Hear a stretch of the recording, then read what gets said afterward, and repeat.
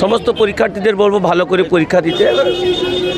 সরকার নানাভাবে উদ্যোগ নিয়েছে যাতে কোনোভাবে কোনো পরীক্ষার্থী অসুবিধা না হয়। সমস্ত রকম ব্যবস্থা ঠিকঠাক আছে।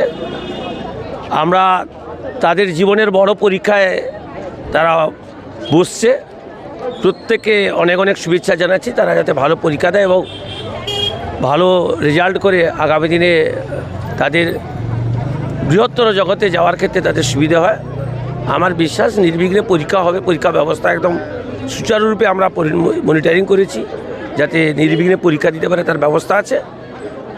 অনেক অনেক শুভেচ্ছা জানাচ্ছি, যাতে ছেলেমেয়েরা ভালো করে পরীক্ষা দেয় এই প্রত্যাশা রাখছি। না, এটা তো আপনারা দেখতে পাচ্ছেন যে আমরা যাতে কোনোভাবেই এখন সরকারকে অনেক সময় মেলাইন করার জন্য সবসময় উদ্যোগ নেয়।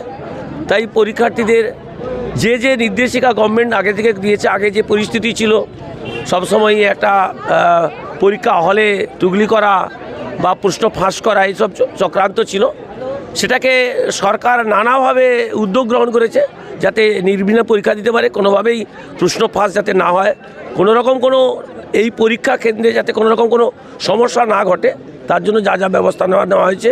তা মেটাল ডিটেক্টর থেকে আরম্ভ করে প্রশাসনিক ব্যবস্থা একদম টিপটাপ করা আছে।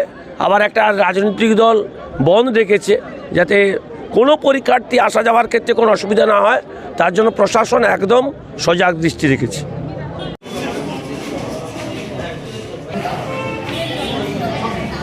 Gracias.